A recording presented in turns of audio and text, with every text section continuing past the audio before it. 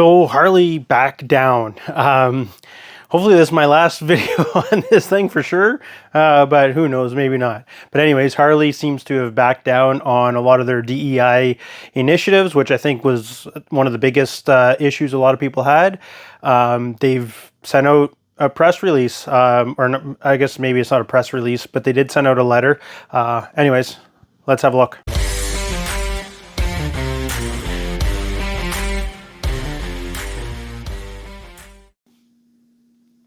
So this is actually on Harley Davidson's Twitter feed. So this is what they've put out.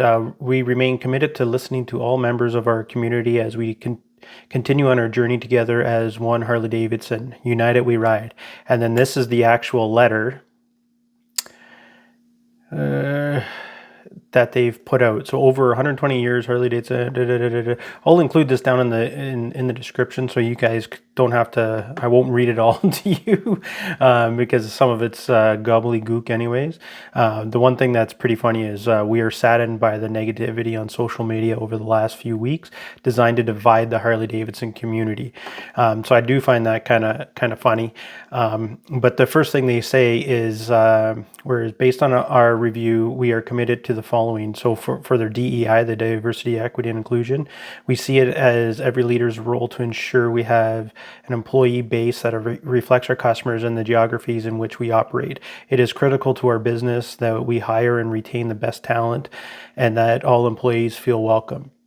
That said, we have not operated a DEI function since April of 2024, which is news to me because I thought they were doing it. And we do not have a DEI function today. We do not have hiring quotas, and we no longer have supplier diversity spend goals.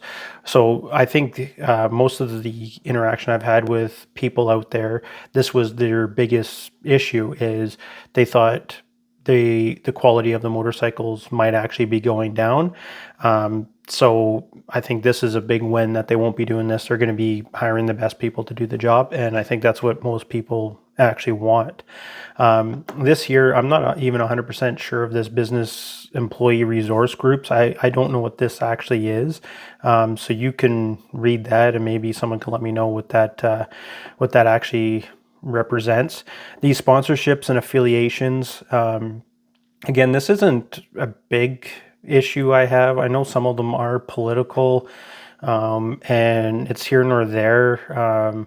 I agree with that. A lot of people, I watched a video from that Robbie Starbuck where he's like, they don't want people to be a Democrat or a Republican company. They just want them to be a company, create good products and have good customer service. And that's basically all that anyone's ever looking for.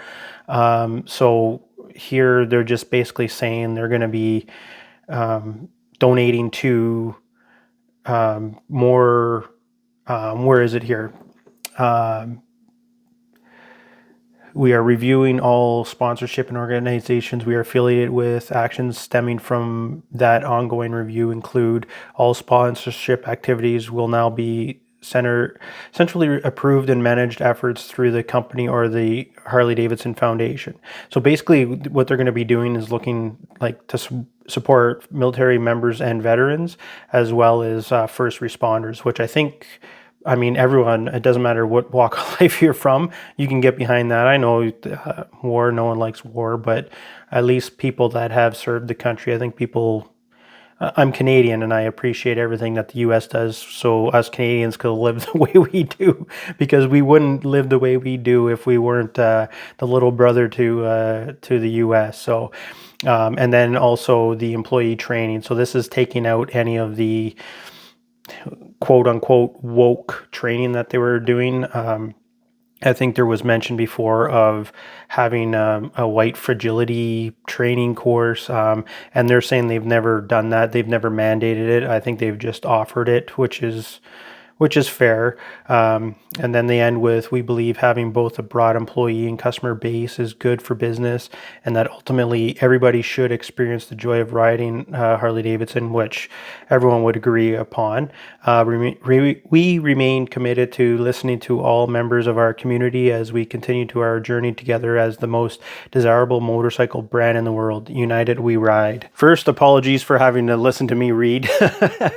Second, is this enough? Is this good? Does this fulfill what the boycott was about, or people being upset? I wouldn't even call it a boycott because I don't think they lost too many sales on it, maybe merchandise, but does this fulfill it?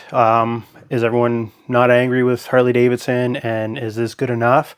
Or I know a lot of people that commented they won't be happy until they get rid of the CEO. So is that it? Does the boycott continue? Does the anger continue until this Jochen Zeitz is actually gone? Anyways, what do you guys think? Does this fulfill what people were upset about? Or are you upset that they are changing their stance? Maybe you do want them to have all this stuff on there.